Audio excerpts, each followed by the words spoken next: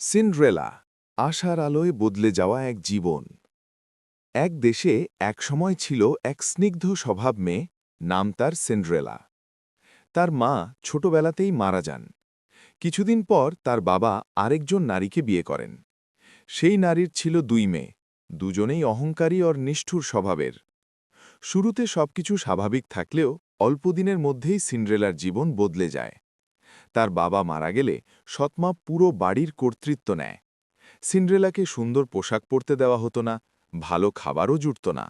তাকে রান্নাঘরেই থাকতে হতো।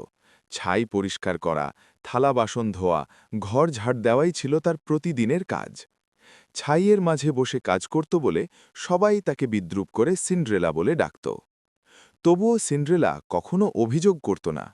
তার চোখে ছিল স্বপ্ন, মনে ছিল ধৈর্য। কাজের ফাঁকে সে জানালার পাশে দাঁড়িয়ে আকাশের তারা দেখত, পাখিদের সঙ্গে কথা বলত। ছোট ছোট ইঁদুর, পাখি আর বিড়াল ছিল তার একমাত্র বন্ধু।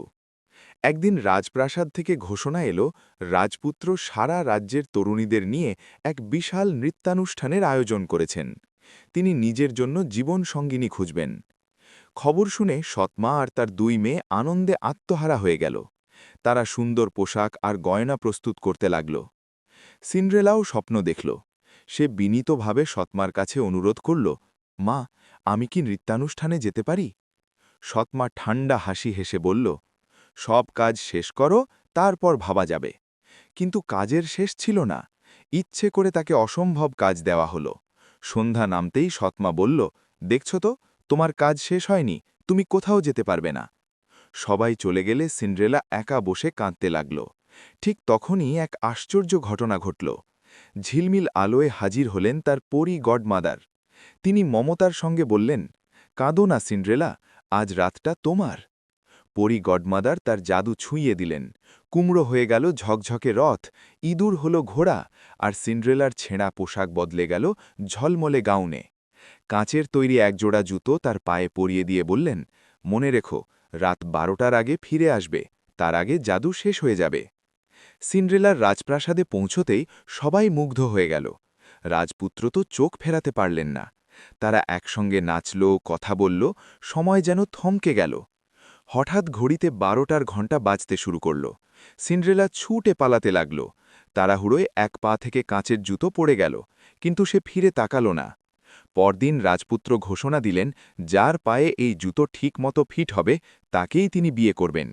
রাজ্যের ঘরে ঘরে খোঁজ শুরু হল। সৎমার দুই মেয়ে অনেক চেষ্টা করল, কিন্তু জুতো কারোর পায়ে ঠিক হল না। শেষে সিন্ড্রেলার পালা এলো। সৎমা আপত্তি করলেও রাজপুত্রের আদেশে সিন্ড্রেলা জুতো পরল, আর তা নিখুঁতভাবে তার পায়ে মানিয়ে গেল। সত্য প্রকাশ পেল। সিন্ড্রেলা আর রাজপুত্রের বিয়ে হল। সিন্ড্রেলা রাজপ্রাসাদে গিয়েও তার দয়া আর নম্রতা ভুলে গেল না। সে সৎমা আর সৎবোনদের ক্ষমা করল। দুঃখের জীবন পেরিয়ে সে প্রমাণ করল, ভালোবাসা, ধৈর্য আর আশাই পারে সবচেয়ে বড় জাদু ঘটাতে।